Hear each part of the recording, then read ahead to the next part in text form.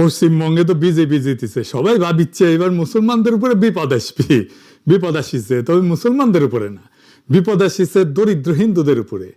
বেচারারা গরু পাইলে কোরবানির টাইমে বিক্রি করবে মুসলমানদের কাছে, এখন মুসলমানরা কিনতেছে না গরু, কে বিপদে পড়তে চায়? গরুই যে দিতে হবে কোরবানি তা তো না, অন্য পশু কোরবানি দিবে। এখন হিন্দু গরু খামারিদের মাথাত হাত শুরু হয়ে গেছে কান্নাকাটি। এডিটর সাহেব দেখান কিছু ক্লিপ। তো আমাদের মরা ছাড়া কোনো লাইন নেই, আমাদের প্রচুর টাকা দেনা আছে, আত্মহত্যার পথে আমাদের যেতে হবে। খাটালে কম বেশি 10-20 লাখ টাকার এক একজনের কাছে গরু আছে, আমাদের 8 লাখ 10 লাখ, কারো যে যেমন বড় ব্যবসা করে তার তেমন দেনা আছে। এই কুরবানিতে গরু যদি না বিক্রি করতে পারি তাহলে আমরা তো পুরো নিঃস্ব হয়ে যাব। প্রত্যেক সরকারকে বলবো এইভাবে না মেরে আমাদের হাতে বিষ তুলে দেখ, আমরা বিষ খাই। হিন্দুদের এইভাবে বাঁচানো যায় না দাদা ভাই, এইভাবে একদম টোটালি বাঁচা। শুভেন্দু অধিকারী মহাশয় ভুল করছেন, নির্দিষ্ট সালে যেমন কুরবানির প্রথা চলছিল সেই প্রথা চালু করে। আমার ঋণ আছে 9 লাখ টাকা, ঋণের বোঝা শুভেন্দু অধিকারীকে নিতে হবে, নাহলে আমার স্বামী সুইসাইড করবে বলছে, সন্তান অনাথ হবে, কিভাবে চালাবো? আমি তো মেয়ে মানুষ, আমার কি বাইরে যাওয়ার ক্ষমতা আছে? আমি কি ইনকাম করবো? নির্দিষ্ট সময় দেওয়া হোক মানুষকে। দেখেছেন এইরকম ক্লিপ আপনি অসংখ্য দেখবেন ফেসবুকে, ইউটিউবে। আরো কয়েকটা দেখান এডিটর সাহেব। কি হবে বাবা, আমি বলতেই পারছি না। আমার গরুগুলো বিক্রি হোক, আমার ছেলেটা যাতে বেঁচে থাকে সেই চেষ্টা করো। গরু যদি বিক্রি না হয় আমার ছেলে মরে যাবে। কথা বেরোয় না, আমি কি বলবো, আমি মনে আনতে পারছি না। ওরা আমার এক প্যাকেট বিষ কিনে তো যায়, আমি বিষ খাই, আমার ওষুধ নেই, আমি সকাল থেকে ওষুধ খেতে পারি। এই গরুগুলো 3 দিন খাওয়া দিতে পারছি না, এই মুহূর্তে গরুগুলো মরবে এবং আমরা মরবো, আমাদের পরিবার মরবে। দড়ি নিয়ে ঘুরছেন কেন? গলায় দড়ি দেওয়া ছাড়া আমাদের বিকল্প কোনো রাস্তা নেই। কুরবানি না করতে পারলে মুসলমানরা জব্দ হয়ে যাবে, আপনার কি মনে হয়? জব্দ আমরাই হচ্ছি। আমাদের মরা ছাড়া কোনো উপায় নেই, শুধু আমি মরবো না, আমার সঙ্গে আমার পরিবার মরবে। 1.5 লাখ টাকা দেনা আছে এই গরুর উপরে, কিন্তু আমরা কি করব?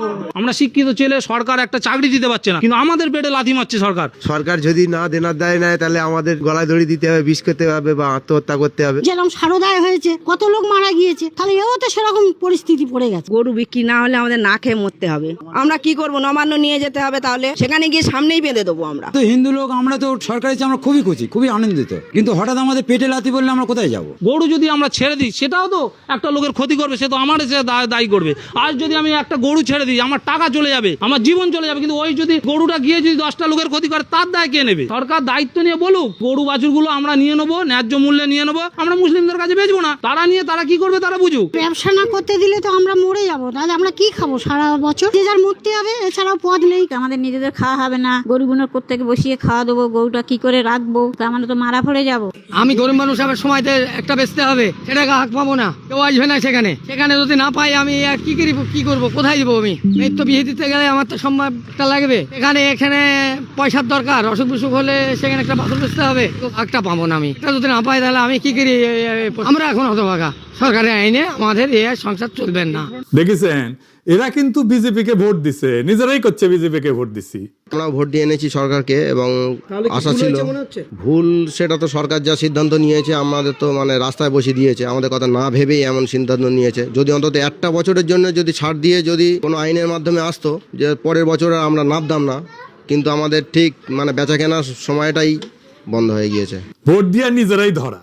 দেখেছেন, ধরেন এখন কেউ কইলো যে আমি এটা খামু না, খাওয়া দাওয়া তো রুচির ব্যাপার, ছোটবেলা থেকে গরু না খাইয়ে থাকলে তো হুট করে কেউ খাইতে পারবে না, কিন্তু আমি কাউরে খাইতে দেব না, এটা কি বলতে পারি? আর একজন খাইতেছে, তুমি তো খাইতেছো না। বিজেপি কি সারা দুনিয়া গরু খাওয়া বন্ধ করতে পারবে? বন্ধ করবে কি? সে তো সারা দুনিয়া এক্সপোর্ট করে, 3rd হইছে ওই এক্সপোর্টে সারা দুনিয়া। মামা আমি 3rd হইছি, কিন্তু নিজের দেশে মুসলমানদের খাইতে দেবে না। কেমন যাওয়া দেখেন, কেমন বন্যামি।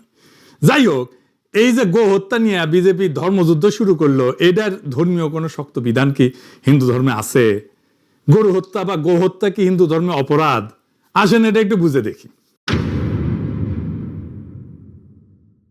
হিন্দুদের ধর্মগ্রন্থ কিন্তু 2টা, পবিত্র ধর্মগ্রন্থ 2টা, বেদ আর উপনিষদ, কোরআন আর হাদিসের মতো আর কি।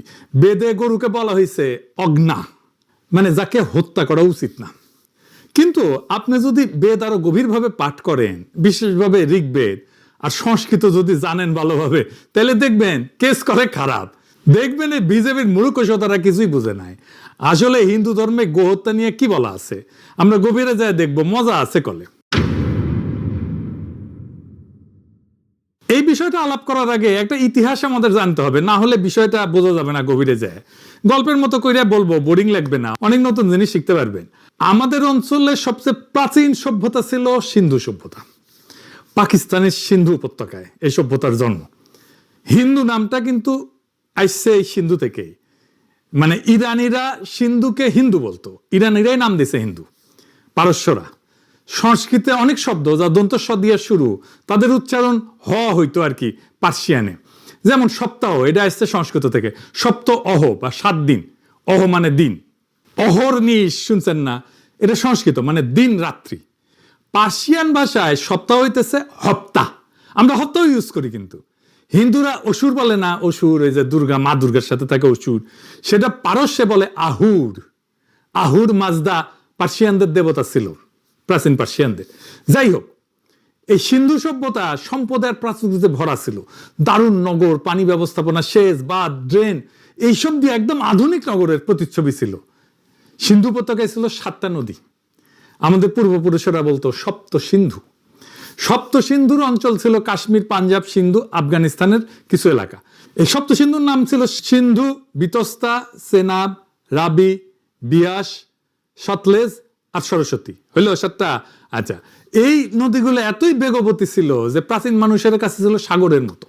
আমরা এই 7 সাগরের ওপারে জগৎকে আলাদা জগৎ বলে মনে করতাম। একটা গান আছে না, শুনেছেন না, ওই যে আমি 7 সাগরের ওপার হতে তোমায় দেখেছি, আর মন ভ্রমর আর কাজল পাখায় ছবি এঁকেছি।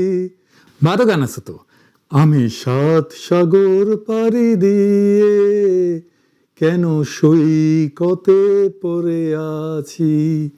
তো ওইখানে ওই সিন্ধুর কৃষিতে ছিল আধুনিক সেচ ব্যবস্থা, এই জন্য প্রচুর বাদ দেওয়া হয়েছিল নদীতে, তার শাখাতে। একদিন সেই সভ্যতা ধ্বংস হয়ে গেল। কেন ধ্বংস হয়েছিল জানেন?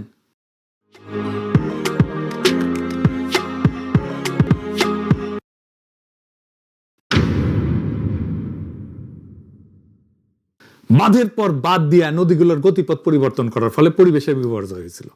বারে বারে ভয়াবহ বন্যা হয়ে ধ্বংস করে দিল এই সভ্যতা। প্রকৃতির প্রতিশোধ এমনই নির্মম আর নির্দয় হয়, বুঝিসাও? তো এই বন্যা যখন চলতে থাকে তখন সিন্ধুর শাসকদের বিরুদ্ধে বিদ্রোহ হয়।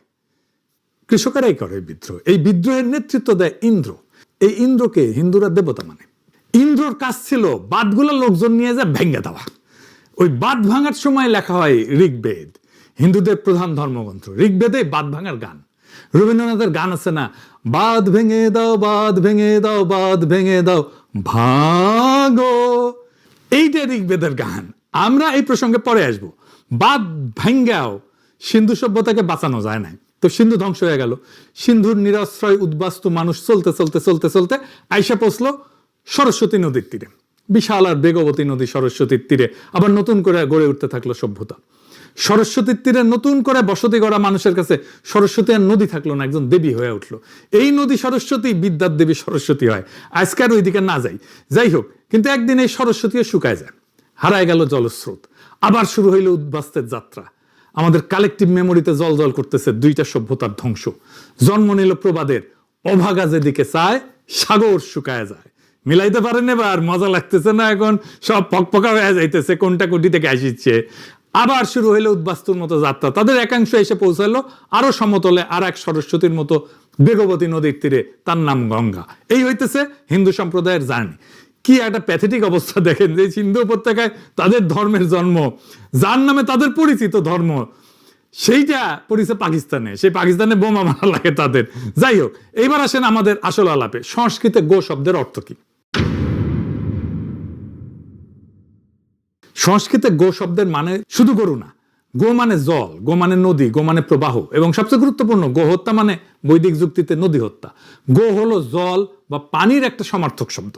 ঋগ্বেদের ভেতরে গো শব্দ জল বা পানি অর্থে বহুবার ব্যবহৃত হয়েছে, অন্তত 12টা জায়গা। এই কারণেই হিমালয়ে গঙ্গার উৎসমুখের নাম গোমুখ। গরুর মুখ না গলে, মানে এটা জলের মুখ, জলের উৎস বা পানির উৎস। কিন্তু শুধু আমাদের দেশে না, উত্তরপ্রদেশে একটা নদী আছে গোমতী। ঋগ্বেদে গোমতী নদীর নাম আছে, কিন্তু গোমতী মানে জলবতী, যিনি জল ধারণ করেন। আফগানিস্তান পাকিস্তান সীমান্তে গোমাল বলে একটা নদী আছে। সবগুলোর নামে গো আছে, কেন? গো মানে জল। দক্ষিণ ভারতের বৃহত্তম নদী গোদাবরী। গোদাবরী মানে জল দানকারিণী। গোদাবরীর শাখা আবার